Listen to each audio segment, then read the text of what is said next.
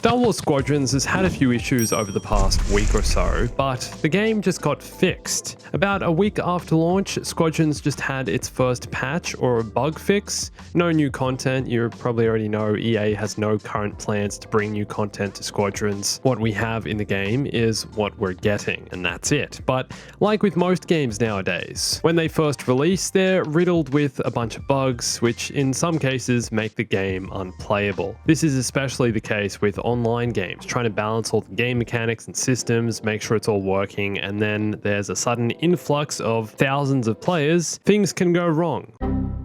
And there's been a few issues plaguing Squadrons over the past few weeks. A real shame, because gameplay itself is incredible. I haven't spoken to a single person who isn't having a great time with it. Hey everyone, it's Andrew.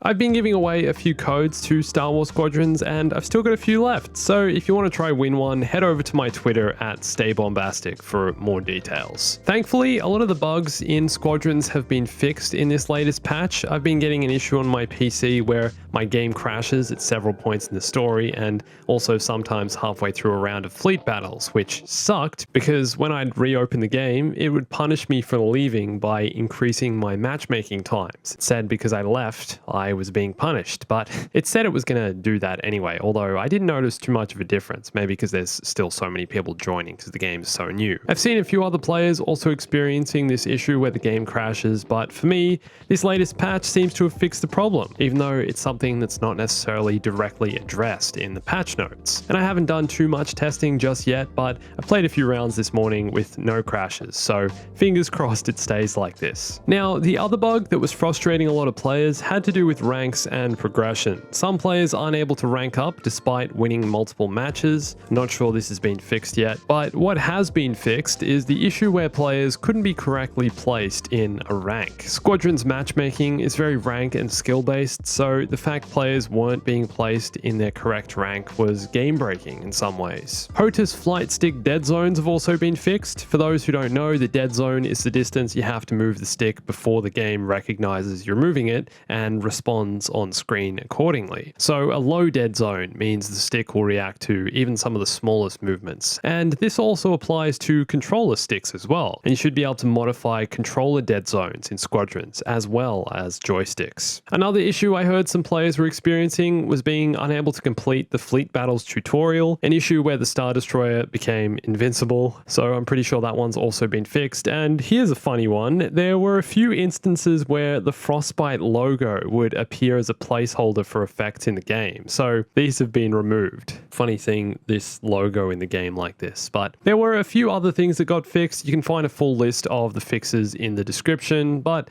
unfortunately, there's still an ongoing list of known issues. I mean, the game is only a week old, but this is where I want to bring you guys in. Have you had any issues with Squadrons? Any crashes or glitches? Have you been struggling with the game? Have you noticed anything going wrong? I think I have just been particularly unlucky with this game's release and the amount of bugs I've encountered, but the developers are working to resolve what's broken, and I'm sure we'll see a few more patches like this in the coming weeks. Now, I also wanted to talk to you guys about each different class and something I think is wrong with Squadrons at the moment in terms of balancing. Which class are you using the most? If you played the story mode, you'll know the game gives you a bit of time with each class, but online, I'm personally finding myself moving more towards the interceptors and bombers. They seem to be the most accessible in terms of speed, abilities, firepower, health, and perhaps these are the ones I'm just having the most fun with. But there's another problem with Squadrons that isn't the fault of the developers, but more something people are just choosing to avoid. I'm talking, of course, about the support class. It's safe to say that the support is the least popular class in Squadrons, and it's honestly rare you'll join a game where someone will be playing a support. I've been playing a few matches with Bomb Squadron, my team for the Operation Ace esports tournament, and each time one of us has played as a support class, it completely changes the outcome of the battle. No longer do we have to frantically switch all power to engines and get back to the capital ship to recover health, because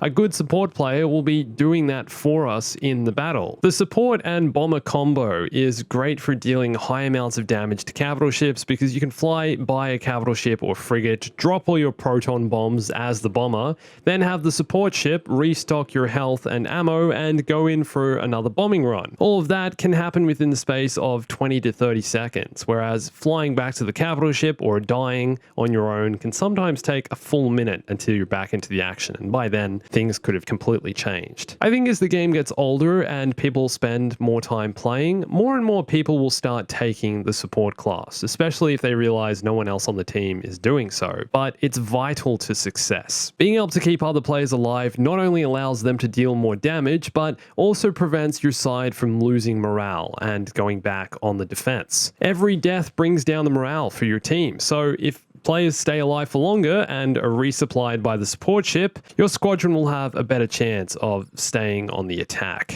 Like I said, I personally haven't spent much time with the support just yet, but I recommend you guys should try it. At least one player on your team should try it anyway, and see how much of a difference it makes to the outcome of your matches. But have you tried this before or seen many other players flying the support? I'd love to know what you guys have been flying mainly, and if you've tried running the support, at least someone in your squadron running it anyway. And that'll do it for today, but I'll be back tomorrow with another video and also Operation Ace. Don't forget to tune in. I'll be streaming the event live at 9 AM PT on October 10th. And you can follow me on Instagram, Twitter, and join my Discord for more updates on that and the giveaways and everything else. And thanks for watching this. My name's Andrew. I'll catch you soon.